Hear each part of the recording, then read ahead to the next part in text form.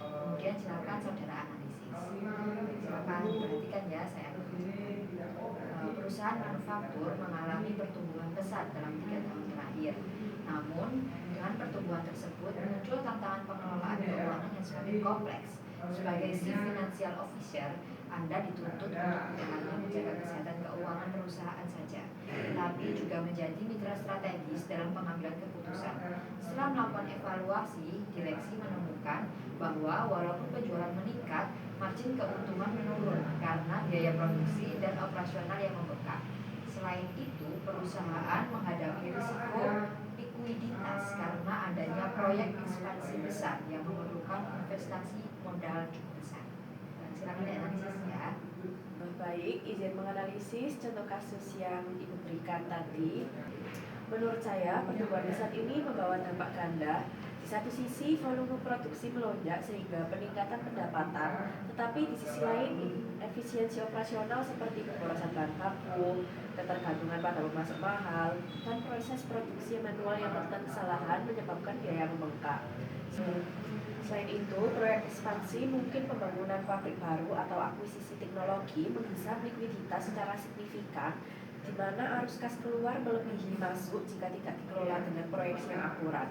Nah, tanpa intervensi Chief Financial Officer yang proaktif, kondisi ini berpotensi memicu krisis keuangan, melemahkan daya saing, dan bahkan menghambat ambisi pertumbuhan jangka panjang pada perusahaan.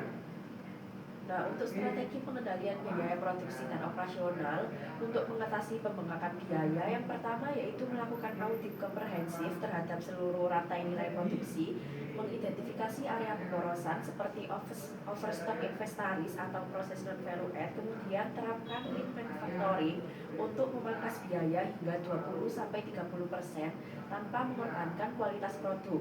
Selanjutnya, investasikan dalam otomatisasi dan teknologi seperti ERP atau Enterprise Resource Planning untuk mengoptimalkan operasional harian, mengurangi ketergantungan tenaga kerja manual, serta memberikan pelatihan intensif bagi karyawan agar efisiensi meningkat secara berkelanjutan. Di sisi lain, negosiasikan pemasok kontrak jangka panjang dengan klausul harga variabel berdasarkan volume pembelian sambil diversifikasi mitra untuk menghindari monopolisme harga yang merugikan. Nah, pendekatan ini tidak hanya menekankan biaya saat ini, tetapi juga membangun ketahanan operasional menghadapi fluktuasi pasar.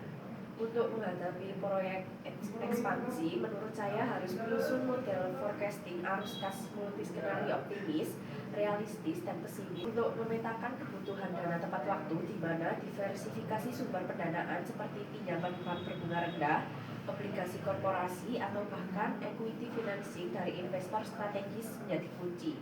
Dan memantau metrik likuiditas seperti current ratio dan rasio secara real time melalui dashboard digital, sambil kolaborasi erat dengan tim penjualan untuk mempercepat collection receivable dan peningkatan pricing strategi agar margin pulih. Nah, secara strategis, si Financial Officer dapat membantu merekomendasikan penundaan fase ekspansi non-esensial atau joint venture untuk bagi beban modal dan memastikan pertumbuhan berkelanjutan tanpa mengorbankan kesehatan keuangan keseluruhan perusahaan. Nah, implementasi tersebut akan mengubah tantangan menjadi peluang dan memperkuat posisi perusahaan di industri manufaktur menjadi kompetitif.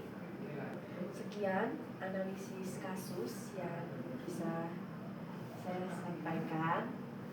Terima kasih.